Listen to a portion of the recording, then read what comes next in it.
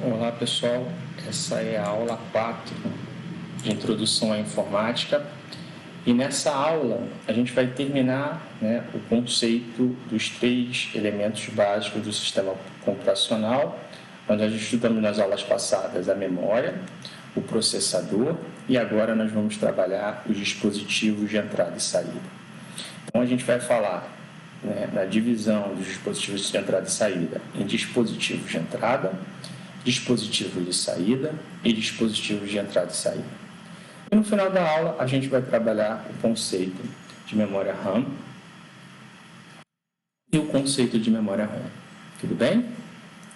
Bom, então, os dispositivos de entrada e saída são também chamados de periféricos. Mas por que eles são chamados dessa forma? O computador, ele produz dados e informação, que a gente já sabe lá da aula 1. E os 2 elementos básicos que trabalham com isso é o processador e a memória, um produzindo dados e informação e outro guardando dados e informação para uso atual ou uso futuro.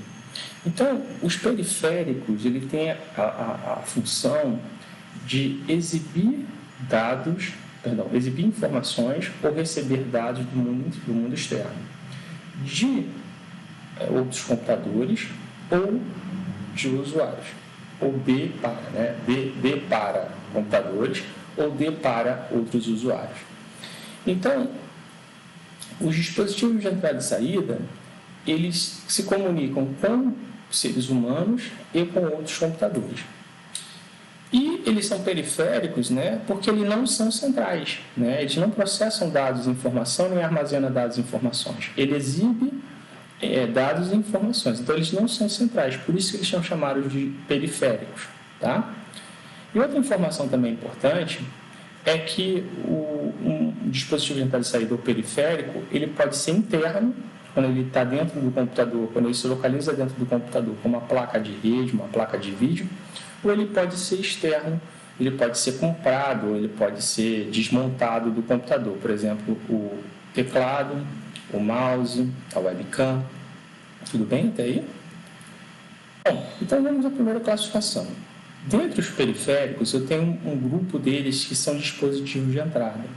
Por que eles são chamados dessa forma, professor? Eles só se prestam a receber dados de outros seres humanos, dos seres humanos ou de outros computadores.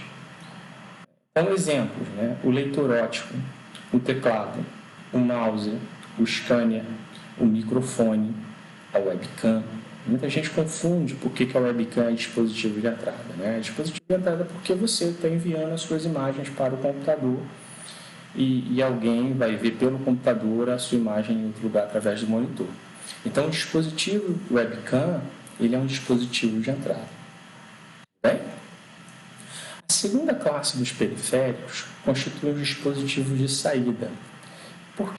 Eles são chamados dessa forma? Porque eles exibem informações para outros seres humanos ou para outros computadores. Então, um exemplo de dispositivo de saída é o monitor. Tá? O monitor é um dispositivo de saída, a impressora é um dispositivo de saída, fones de ouvido é um exemplo de dispositivo de saída. Tudo bem? A última classe de periféricos são os dispositivos de entrada e saída. Então, tem dispositivos ou periféricos que se destinam tanto para a entrada de dados como para a saída de informações. E um exemplo desses... Mas como assim, professor? O senhor pode me dar um exemplo de um dispositivo que sirva para a entrada e para a saída ao mesmo tempo?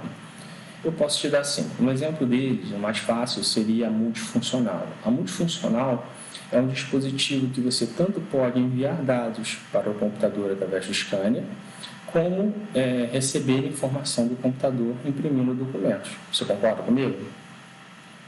Um outro exemplo de dispositivo de entrada e saída que não é tão óbvio, mas é um dispositivo de entrada e saída para outros computadores, é o modem. No modem, você está tanto enviando dados para a internet, como recebendo informações da internet. Tudo bem até aí?